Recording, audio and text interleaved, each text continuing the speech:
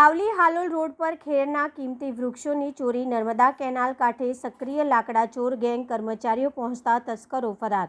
વડોદરા જિલ્લાના સાવલી તાલુકામાં સરકારી સંપત્તિ અને પર્યાવરણને નુકસાન પહોંચાડતી ચોંકાવનારી ઘટના સામે આવી છે। સાવલી હાલોલ રોડ ઉપર ખાખરિયા નજીક નર્મદા મુખ્ય કેનાલ કાંઠે વાવેલા કિંમતી ખેરના વૃક્ષો પર લાકડા ચોર ગેંગ ત્રાટકી અસંખ્ય વૃક્ષોનું ગેરકાયદેસર કટિંગ કર્યું હોવાનું સામે આવ્યું છે। કર્મચારીઓ ઘટના સ્થળે પહોંચતા પહેલા તસ્કરો અંધારાનો લાભ લઈ ફરાર થઈ ગયા હતા।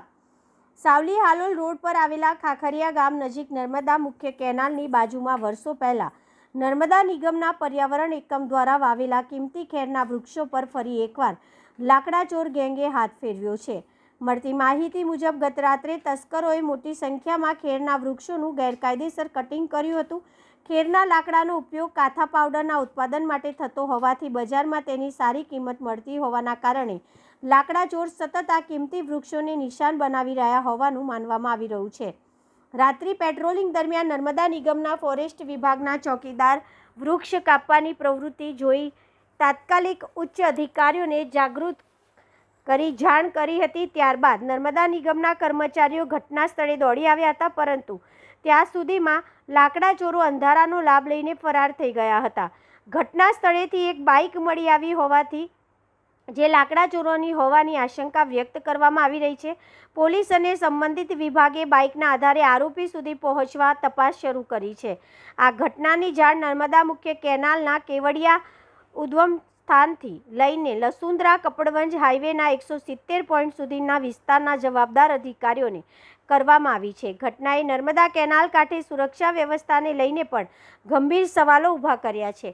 ઉલ્લેખનીય છે કે થોડાક સમય પહેલાં વાઘોડિયા તાલુકામાં પણ નર્મદા કેનાલ કાંઠે ખેરના કિંમતી વૃક્ષોની ચોરીની ઘટના સામે આવી હતી। હવે સાવલીના ખાખરિયા વિસ્તારમાં બનેલી આ ઘટના બાદ લાકડાચોર ગેંગ ફરી સક્રિય થયું હોવાનું માનવામાં આવી રહ્યું છે। સ્થાનિકો અને પર્યાવરણ પ્રેમીઓએ નર્મદા કેનાલ કાંઠે રાત્રિ પેટ્રોલિંગ વધારવા, સીસીટીવી કેમેરા ગોઠવવા અને સરકારી સંપત્તિને નુકસાન પહોંચાડનાર તસ્કરો સામે કડક કાયદેસરની કાર્યવાહી કરવાની માંગ ઉઠાવી છે। કિંમતી વૃક્ષોનું રક્ષણ હવે તંત્ર માટે મોટો પડકાર બની રહ્યો છે।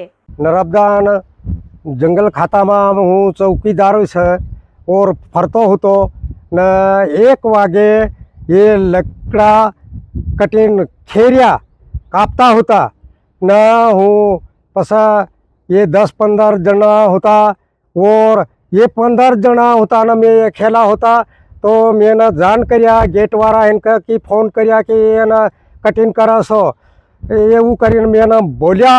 फिर वो तन की कटिंग वाला भाग गया।